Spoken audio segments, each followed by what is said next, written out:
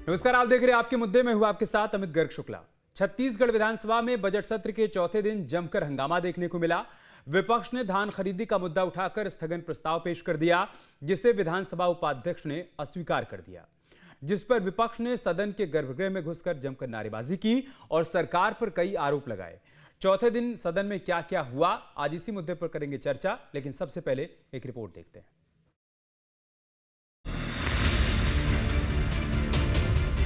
छत्तीसगढ़ विधानसभा का बजट सत्र चल रहा है, जिसमें चौथे दिन कई मुद्दों को लेकर पक्ष विपक्ष के बीच जमकर नोकझोंक देखने को मिली। गुरुवार को विधानसभा की कार्यवाही शुरू होते ही नेता प्रतिपक्ष डॉक्टर चरणदास महंत ने धान खरीदी के ज्वलंत मुद्दे पर स्थगन प्रस्ताव पेश किया। विपक्षी दल इस विषय पर तुरंत चर्चा की मांग कर रहे थे, लेकिन विधानसभा अध्यक्ष द्वारा प्रस्ताव को नामंजूर किए जाने के बाद स्थिति तनावपूर्ण हो गई। विपक्ष के विधायकों ने नारेबाजी शुरू कर दी और विरोध जताते हुए सदन के गर्भगृह तक पहुंच गए। गर्भगृह में प्रवेश करने के कारण नियमों के तहत विपक्षी विधायक स्वतः ही निलंबित हो गए और सदन से बाहर चले गए। नेता प्रतिपक्ष डॉक्टर चरणदास महंत ने कहा कि धान खरीदी के मामले में सरकार की नीति फेल रही है। किसानों का पूरा धान नहीं खरीदा गया। वहीं इस मामले पर पूर्व मुख्यमंत्री भूपेश बघेल ने भी सरकार पर निशाना साधा और कहा कि इस साल धान का रकबा घटा दिया गया है, किसानों का पूरा धान नहीं खरीदा गया। और बहुत महत्वपूर्ण विषय है अन्नदाताओं का। इस साल रकबा घट गए, खरीदी घट गया, धान खरीदी नहीं हुई, कर्ज बचे हैं। हमारे सभी सदस्यों ने तथ्यात्मक और आंकड़े सहित एक एक विधानसभा के धान खरीदी केंद्रों के बारे में जानकारी दी। धान कम खरीदे, उससे ज़्यादा किसानों को अपमानित किया गया और स्थिति ये बनी कि यहाँ कई किसान हैं वो आत्महत्या की। ये सरकार किसानों के धान खरीदना भी नहीं चाहती, किसानों को अपमानित भी करना चाहती है और इसके प्रताड़ना से आत्महत्या भी किसानों ने कर लिया। उन अधिकारियों के खिलाफ एफआईआर भी दर्ज है। विधानसभा में कांग्रेस के आरोपों पर हंगामे पर एक नजर डालते हैं। कांग्रेस ने धान खरीदी में कुप्रबंधन का आरोप लगाया। किसानों का पूरा धान नहीं खरीदने का लगाया आरोप। धान खरीद पर चर्चा के लिए स्थगन प्रस्ताव पेश किया। जब विधानसभा उपाध्यक्ष ने इसे स्वीकार नहीं किया तो विपक्षी सदस्य गर्भगृह में आकर हंगामा करने लगे, जिसके बाद 32 कांग्रेस विधायकों को निलंबित कर दिया गया। विपक्ष ने धान खरीद में सरकार की नीति को फेल बताया। किसानों के धान के रकबे को कम कर दिया गया। रकबा कम होने से किसान पूरा धान एमएसपी पर नहीं बेच पा रहे। ऑनलाइन पंजीकरण प्रक्रिया पर भी सवाल खड़े किए गए। समय पर टोकन न मिलने से किसान परेशान हुए। धान खरीद की समय सीमा बढ़ाने की मांग की गई। वहीं विपक्ष के आरोपों को सत्ता पक्ष ने खारिज कर दिया। विपक्ष के स्थगन प्रस्ताव पर बीजेपी विधायक सुनील सोनी ने कांग्रेस को घेर लिया और कहा कि भूपेश सरकार में किसानों को 4 किस्तों में पैसे देकर उनके चप्पल घिस दिए गए थे। हमारी सरकार 3100 में किसानों से धान खरीद रही। इसके अलावा भी सदन में कई मुद्दों पर बहस देखने को मिली। सदन में चौथे दिन किन किन मुद्दों को उठाया गया, अगर उसकी बात करें तो बहरहाल छत्तीसगढ़ विधानसभा की कार्रवाई जैसे जैसे आगे बढ़ती जाएगी, सदन में उसी तरह हंगामा भी बढ़ता दिखाई देगा। विपक्ष सरकार को घेरने का कोई मौका नहीं गंवाना चाहता, लेकिन सरकार भी है कि पूरी तरह से विपक्ष के सवालों का सामना कर रही है और सत्ता पक्ष के मंत्री तमाम आरोपों का उन्हीं के अंदाज जवाब दे रहे हैं। Team news team. और चर्चा की शुरुआत करें उससे पहले आपको बताते हैं कि आज के हमारे सवाल क्या हैं। छत्तीसगढ़ में धान खरीदी पर क्यों हो रही है तकरार, यह हमारा पहला और मूल सवाल है। इसका जवाब तलाशेंगे। साथ ही गर्भगृह में हंगामा क्या सिर्फ सस्पेंड होने का ड्रामा था, इसका जवाब भी तलाशेंगे। धान खरीदी पर विपक्ष के दावे में कितना दम है, ये भी जानेंगे। क्या कस्टोडियल डेथ पर घिर रही है सरकार, सवाल ये भी है, इसका भी जवाब तलाशेंगे। विपक्ष के हंगामे से कैसे चलेगा बजट सत्र, ये भी सवाल बरकरार है, इस पर भी हम चर्चा करेंगे। मेहमानों से आपका परिचय करवा देते हैं। हमारे साथ चर्चा के लिए जुड़ चुके हैं अनिल यादव जी, आप किसान नेता हैं। के शर्मा साहब हमारे साथ जुड़ चुके हैं, आप वरिष्ठ पत्रकार हैं। साथ ही डॉक्टर गंधर्व पांडे हमारे साथ जुड़ चुके हैं, आप वरिष्ठ नेता हैं भारतीय जनता पार्टी के। अभय नारायण राय हमारे साथ जुड़ चुके हैं, प्रदेश प्रवक्ता हैं कांग्रेस पार्टी के। शुरुआत में डॉक्टर गंधर्व पांडे आपसे ही कर रहा हूं, धान खरीदी पर यह तकरार क्यों हो रही है सर? अगर आपने सबसे ज्यादा कीमत दी है धान की किसानों को और आपने फेयर तरीके से धान की खरीदी भी की है, आपने अपने लक्ष्य को भी प्राप्त कर लिया है, तो फिर चर्चा से भाग क्यों रहे हैं? जो सवाल पूछा जा रहा है उसका जवाब दीजिए, चर्चा करवाइए। देखिए, सर्वप्रथम तो आपको नमस्कार, सभी जो साथी पैनलिस्ट बैठे हैं उनको नमस्कार, आपके सभी दर्शकों को नमस्कार, वंदे मातरम, जय जोहार। किसानों को जो धान खरीदी का हमारा लक्ष्य था, 160 लाख मीट्रिक टन धान खरीदी का लक्ष्य था, उसमें अतिरिक्त 2 दिन भी दिया गया और रिकॉर्ड धान खरीदी पिछली बार भी की और इस बार भी की। प्रति एकड़ 21 क्विंटल धान 3100 रुपए की दर से खरीदा। पूर्ववर्ती सरकार जो बोनस की राशि होती थी उसको 4 किस्तों में देती थी, हमने उसको भी एक मुश्त देने का प्रावधान किया। और इसके साथ ही साथ कांग्रेस की अभी जो राजनीति चल रही है, केवल आप चाहे लोकसभा में देखें या चाहे छत्तीसगढ़ के विधानसभा में देखें, केवल और केवल हंगामा करो और हंगामे को अपनी ढाल बनाओ, क्योंकि इनके पास कोई भी जमीनी मुद्दे नहीं है। छत्तीसगढ़ में आज 27 लाख से अधिक पंजीकृत किसान हैं, 35 लाख हेक्टेयर से अधिक पंजीकृत रकबा है। और रकबे की जहां तक बात है तो मैं इनको आंकड़ा देना चाहूंगा, औसत कटौती जब इनकी सरकार थी तो 18-19 में रकबे में 7% तक कटौती की, 19-20 में 10%, 20-21 में 12%, 21-22 में 10%, उसके बाद 23 में 7%, फिर जब से हमारी सरकार आई है गंधर्व जी, आंकड़ा 5% से गंधर्व जी, उनकी सरकार में क्या होता था उसको जाने दीजिए सर, वो अब सत्ता में नहीं है ना। जब सत्ता में होते तब उनसे सवाल पूछा जाता, अभी आप सत्ता में इसलिए आपसे पूछा जा रहा है। आपने बताया कि आपने जो लक्ष्य बनाया था उस लक्ष्य को प्राप्त कर लिया। आप ये कह रहे हैं कि आप किसानों को एक बार में उनका जो है पैसा वो ट्रांसफर कर दे रहे हैं, धान का पैसा ट्रांसफर कर दे रहे हैं, और कांग्रेस पार्टी चप्पल के साथ देती थी। ये सारी उपलब्धियां अगर आपकी हैं तो फिर आप चर्चा से भाग क्यों रहे हैं? यही तो मूल सवाल है। अगर वो कह रहे हैं कि आप धान खरीदी पर चर्चा करिए क्योंकि अव्यवस्था का आलम था, टोकन सिस्टम में गड़बड़ी थी, रकबा घटा दिया था, तो सारे सवालों का सदन में आप जवाब दे दीजिए, अपने आप सदन चलेगा, उनका हंगामा अपने आप शांत हो जाएगा। देखिए, कांग्रेस के विधायक पहले से ये जानते थे कि अगर वो वेल तक जाएंगे तो वो स्वयं ही वहां से निलंबित हो जाएंगे। उसके बावजूद उन्होंने एक स्थगन प्रस्ताव लाया, उसके बाद जाकर के विधानसभा के वेल में हंगामा किया। वहां पर जवाब और सदन सही तरीके से चलाने के लिए जो सदन की गरिमा है उसको बनाए रखना जरूरी है, और कांग्रेस कभी ये नहीं चाहती कि सदन सही तरीके से चले।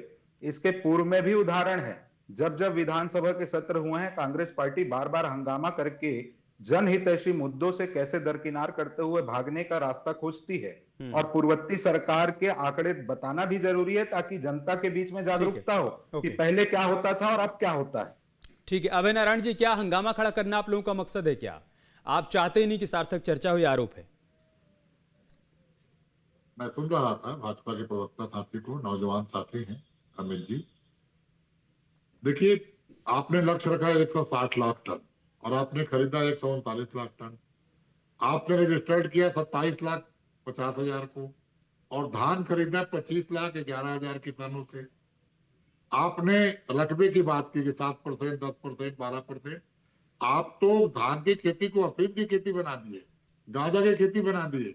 रजिस्टर्ड किसानों ने जब टोकन ले लिया तो आप खेत जांच करने गए, इन्होंने 400 कुंटल का टोकन लिया है, इनके यहाँ 400 कुंटल हुआ कि नहीं, इनके यहाँ 300 कुंटल हुआ कि नहीं, और बिना किसान की जानकारी के, बिना किसान के अनुपस्थिति में जाके एसडीएम पटवारी जांच कर रहे हैं। तो आप जिन अन्नदाताओं के कारण सरकार में आए, 18 में भूपेंद्र बघेल सरकार भी किसानों के कारण सरकार में आई, 2500 को आपने 3100 किया, 15 कुंटल को आपने 21 कुंटल किया, किसान आपके साथ गए, आप सरकार में आए, लेकिन आप रवैया क्या अपना रहे हैं? और सबसे बड़ी बात अमित जी जो आपने कही उसका जवाब गंधर्व जी नहीं दिए कि चर्चा होती तो आप अपना पक्ष सदन में कहते तो आज डिबेट की आवश्यकता नहीं पड़ती, आपको डिबेट में आके झूठ नहीं बोलना पड़ता, आपको वही बोल देना था सदन में। ठीक है, गंधर्व जी को स्क्रीन पे लाइए, 2 विंडो बनाइए। ग्राह होगा जब अगर ग्राह कर लेते वो प्रस्ताव को, तो काहे को हमको बहिर्गमन करना पड़ता, क्यों हम बेल में जाते? अभी बोल रहे हैं बेल में चले गए, बेल में जाने से अपने आप हो जाते हैं। जब हमारा स्थगन ग्रहण नहीं हुआ, जब सरकार चर्चा से भाग रही है, तो हमको जाना पड़ा बेल में अपनी आवाज उठाने के लिए। प्रश्न लगाने का भी प्रावधान होता है विधानसभा में, प्रश्न स्थगन प्रस्ताव का प्रश्न के जवाब प्रश्न लगाओ। आप स्थगन प्रस्ताव लेके बेल में हंगामा करके आप लोग चले गए। आपके विधायकों को क्या नहीं पता कि वहां पर जाने से स्थगित हो जाएंगे, स्वयं निलंबित हो जाएंगे? उनको क्या ये जानकारी नहीं है? उनको ये जानकारी थी, उसके बावजूद आपने देखिए दिसंबर 2025 में जांच एजेंसियों का हवाला देके आपने इसी प्रकार से आपके विधायक निलंबित हो गए। जुलाई 2025 में खाद की कमी का हंगामा करके आपके विधायक निलंबित हो गए। इस बार ये वाली चीज के लिए निलंबित हो गए। तो बार बार निलंबन के लिए अगर आपको विधानसभा जाना ही था तो कम से कम जनता के पैसे की बर्बादी मत कीजिए। जनता के पैसे से विधानसभा का सत्र चलता है।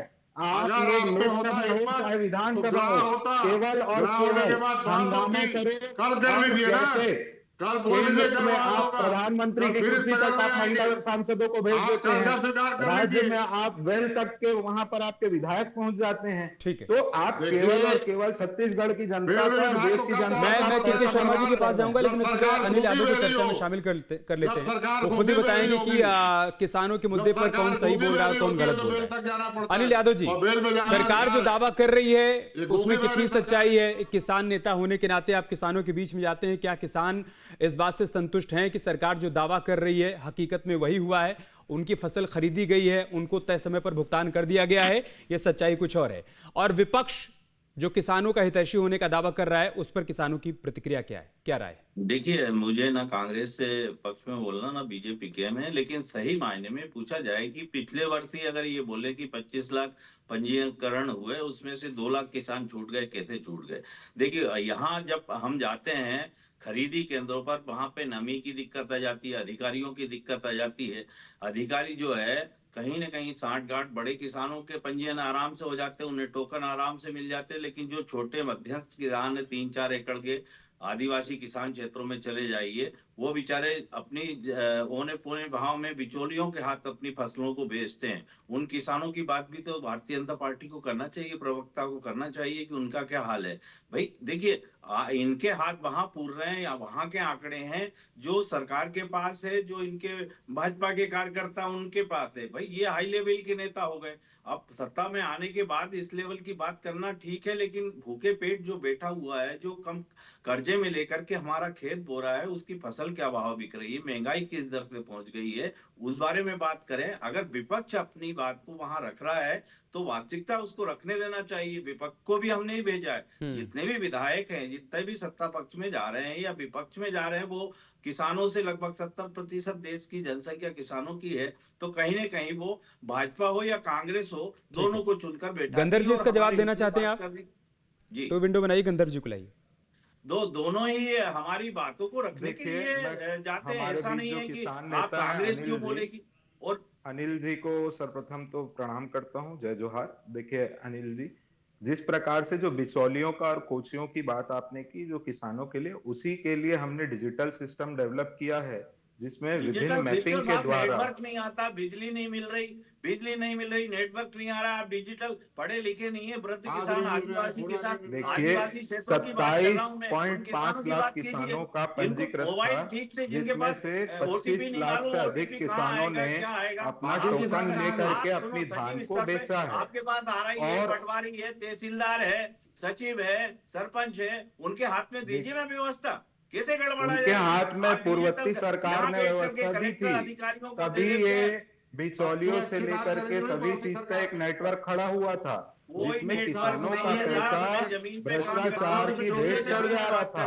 उस भ्रष्टाचार को रोकने के लिए और प्रदेश के किसानों के हित के लिए, ताकि उनका एक एक रुपया सही में सीधा उनके खाते में पहुंचे, इसके लिए आधुनिकीकरण को अपनाते हुए डिजिटल माध्यम को अपनाया गया है और समय के साथ साथ इसमें सुधार। मुझे लगता है कि शोर में जनता के सवाल नहीं दब जाने चाहिए, न सदन के भीतर न यहाँ। के शर्मा, मैं आपके पास आ रहा हूं सर।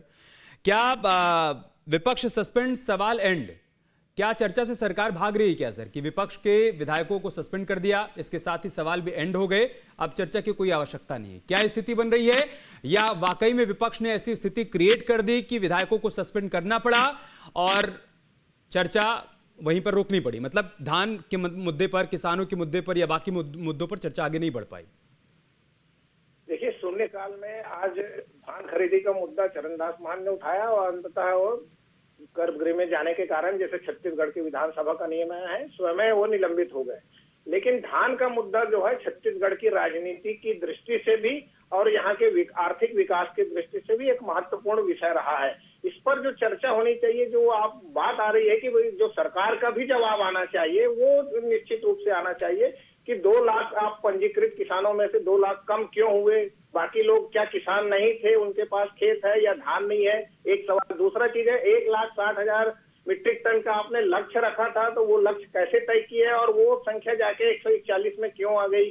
जबकि पिछले साल से आप 9 लाख मीट्रिक टन कम धान की खरीदी की है, तो क्या कम उत्पादन हुआ है पिछले साल की तुलना में भाजपा सरकार में ही? उसके अतिरिक्त जो 15 दिन पहले आपने जो इसको जो पंजीयन है उसको कहीं न कहीं रोक दिया, टोकन देना रोक दिया, कैरी फॉरवर्ड की समस्या किसानों को आने लगी। दूसरी चीज ये है कि जो टोकन देने के मामले में छोटे किसानों को बात कर रहे हैं, छत्तीसगढ़ में जो कहेंगे कि छोटे किसानों को पहले धान बेचने की सुविधा की दृष्टि से उन्हें टोकन दिया गया, क्योंकि उनको एक बार में धान बिक जाता था। बड़े किसानों को 3 टर्म दिया गया टोकन के लिए, ताकि वो अपना धान बेच सके। लेकिन एक एक दाना धान खरीदी के दावे पर क्या सरकार कायम है, ये एक बड़ा सवाल है। दूसरा महत्वपूर्ण यह है कि छत्तीसगढ़ में 11,000 करोड़ का धान खराब हो चुका है। क्या उससे बचने के है, या केंद्र सरकार छत्तीसगढ़ से पर्याप्त चावल एफसीआई के माध्यम से नहीं खरीद रही है? ये दूसरा है। तीसरा चीज यह है कि यहाँ पे दलहन, तिलहन और खाद्य तेल के लिए आप प्रोत्साहन राशि की घोषणा कर रहे हैं, तो क्या आप धान के बजाय दूसरी तरफ जा नहीं पा रहे? क्योंकि राजनीति अभी ऐसी चल रही है कि कांग्रेस यदि 2500 कहे तो भाजपा 3100 चली जाती है, फिर 3200, फिर कांग्रेस पहुंच जाती है। तो राजनीति में किसानों जवाब ले लेते हैं सर, इन सारे सवालों का जवाब लेते हैं। गंधर्व जी, आप जवाब दीजिए। अगर 27 लाख से अधिक किसान रजिस्टर्ड थे, तो फिर आपने 25 लाख किसानों का धान क्यों खरीदा, 2 लाख को छोड़ क्यों दिया? दूसरा मूल सवाल है कि आपने टारगेट 160 लाख मीट्रिक टन का रखा था, तो फिर आपने 139 या 140 लाख मीट्रिक टन क्यों खरीदा? पिछले साल के मुकाबले ही आपने 9-10 लाख कम खरीदा, क्यों? इसके पीछे का कारण क्या है? और साथ ही जो बीच में खबरें सामने आई थी कि कहीं पर धान चूहे खा गए, कहीं पर धान सड़ गया, क्या उन सारे सवालों का जवाब ना देना पड़े, इस वजह से उसको स्वीकार नहीं किया गया स्थगन प्रस्ताव को? देखिए, सर्वप्रथम आदरणीय विष्णुदेव साय जी के नेतृत्व में हम किसानों के हित के लिए कार्य कर रहे हैं, और जो किसानों का पंजीकरण था उसमें 25 लाख किसानों के धान को टोकन के माध्यम से खरीदा गया। उसमें जो किसान छूट गए थे उसमें 2 दिन की अतिरिक्त उसको बढ़ाया भी गया था कि किसानों का धान और खरीदा जा सके माननीय मुख्यमंत्री जी के द्वारा। उसके बावजूद भी जो हमारा लक्ष्य था वो पिछले वर्ष भी आप देखेंगे तो 160 लाख मीट्रिक टन था, जिसमें हमने 149 लाख मीट्रिक टन धान की खरीदी की। दूसरी ओर यहाँ पर 141 के आसपास 141 लाख मीट्रिक टन धान की खरीदी थी, उसको संपूर्ण करते हुए उनका भुगतान 72 घंटे के भीतर जो मेन एमएसपी है वो और बोनस को भी अभी होली के समय पहले भुगतान किया जा रहा है। इसके साथ ही साथ जो धान खराब हुआ या जो धान सड़ गया, जैसे हमारे पास जो गोदामों की संख्या है जहां पर हमको धान का स्टोरेज करना पड़ता है, तो कई ओपन स्टोरेज होते हैं जिसको झिल्ली से ढकना पड़ता है, वो केंद्र से अप्रूव्ड होते हैं, तो उनके भी अपग्रेडेशन के दिशा में सरकार काम कर रही है, जिसके कारण कई बार देखा जाता है कि धान खराब हो जाता है। ऐसा नहीं कि धान इसी वर्ष खराब हुआ, ये निरंतर बनी हुई एक समस्या है। हमको गोदाम और भंडारण क्षमता को बढ़ाने की दिशा में हम कार्य निरंतर कर रहे हैं। खरीदी है उसको अनिल यादव जी में आऊंगा, अनिल यादव जी में आपके पास आऊंगा। गंधर्व जी, देखिए यहाँ पर एक सार्थक चर्चा हो रही है ना, यही सार्थक चर्चा सदन के भीतर भी तो हो सकती थी। ये तो आप मानेंगे कि ये जनहित से जुड़ा हुआ मुद्दा है और सदन जनहित से जुड़े मुद्दों पर चर्चा के लिए ही होता है, तो वहां पर अगर कांग्रेस पार्टी ये कह रही थी कि हम ये मुद्दे लेकर आना चाहते हैं, हम कस्टोडियल डेथ का मुद्दा लेकर आना चाहते हैं, हम धान खरीदी का मुद्दा लेकर आना चाहते हैं, आप कहते ठीक है आइए, स्वागत है आपका, आप सवाल पूछिए, हम जवाब देंगे। तो उनको अपने प्रश्न लगाने का अधिकार है। वे स्थगन प्रस्ताव लाके वेल में आके हंगामा करेंगे तो नियम उनको भी पता है।